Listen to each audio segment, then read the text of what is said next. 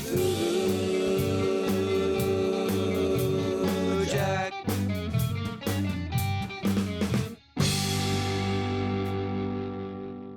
Since you all seem to enjoy my Gods of the Deep review, I see everyone is glutting for more fun-filled punishment, so let me oblige. To once again joining director Charles Steeds and his cast of misfortunates as we head to the frozen Arctic, along with our Oscar-winning duo, Bluto and Popeye. Yepers, that lovable scenery-chewing pair are back. I've seen the bodies. They had small minds. They lost themselves in these mountains of madness.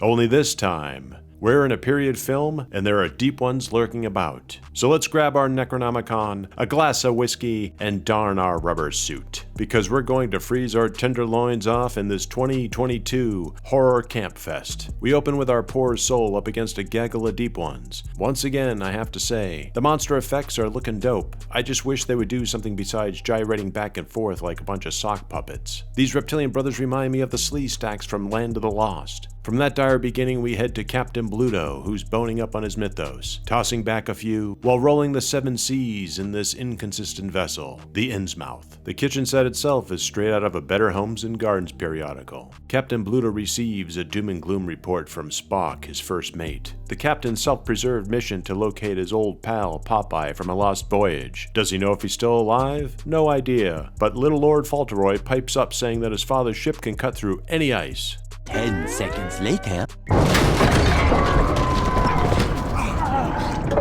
Meanwhile, Weasel discovers Opie is hiding a stowaway, Marcia. With a hard-on for Opie's sketchbook, Weasel wants to make a deal to keep his yap shut. After Opie gets a knee to the sack, Marcia gives herself up to Weasel and Captain Bluto. We jump to the Slee Stack in a cargo hold. How did it get here? I don't know. From the time it takes to getting Opie to the infirmary, the Slee Stack is already hankering for some ginger snaps and takes out Chef Boyardee off camera. Oh, come on. That's 3 kills so far and none on camera. You build the monster. You use the monster. Captain Bluto orders Opie to draw what he saw. Now I don't care how fast of an artist you are, there is no way any human can turn out this quality in 1 minute of screen time. So within a few minutes after this, Captain Bluto decides to have everyone abandon ship. All 2 of them hop off and we're finally outside, 20 minutes in. I guess time ran out on that boat set. A crew to sail this ship would be what, maybe 200? What happened to all of them?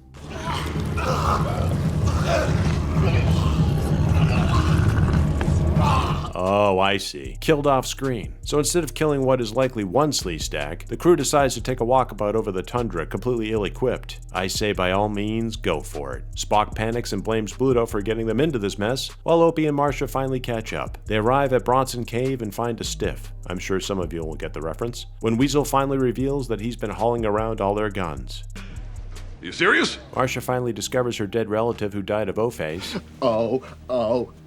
Everyone splits up with Captain Bluto coming across our mad Popeye, while he DJs some slick tunes to keep those Slee Stacks chilling. Popeye spills his character motivation straight from the plot of Aliens. Shocking, I know. Weasel has the munchies while meeting his maker with a jump scare. Spock and Fauntleroy head back to the Innsmouth to get more supplies and blow it up. Fauntleroy arms himself with a medieval spatula instead of a trident right behind him, and after Spock tells him they must blow up his daddy's ship, Fauntleroy serves up a smiley face with Spock bowing out. Opie is surprisingly still alive and now hallucinating, sketching at light speed, and guess what? It sucks. A tied up and possessed Popeye gets all pervy when he eyes Marcia. Fauntleroy rounds back and buys the bullpucky Popeye is selling, freeing him and getting Opie killed in the process while he's sitting on his ass for the whole movie. Marcia suddenly materializes with the biggest gun. I wonder what this reminds me of.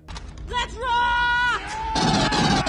Fauntleroy gets mowed down like a buffet on a Sunday brunch, while Marcia just hangs and watches. Bluto and Popeye ham-fisted up while rolling about until Bluto gets the upper hand, stuffing dynamite into Popeye's chest cavity like birthday candles. In the end, I was getting some Jodie Whittaker Doctor Who vibes, to say the least. Freeze, like its plot, is frozen with a singular idea that in director Steed's hands would have been best served as a short film, instead of a cold dish that moves at glacier speed. There are more Slee Stacks here than Cthulhu in Gods of the Deep, but other than one on-screen kill at the end, I was left a little stiff. So if you enjoy maybe not the cream of the crop tier of Lovecraftian fiction, but something fun enough to have on in the background, then this little ice chunk is for you. Until next time.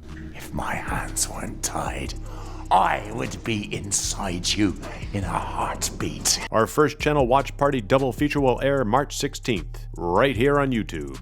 So click links below to be notified. Many thanks for the support, and Hail Cthulhu!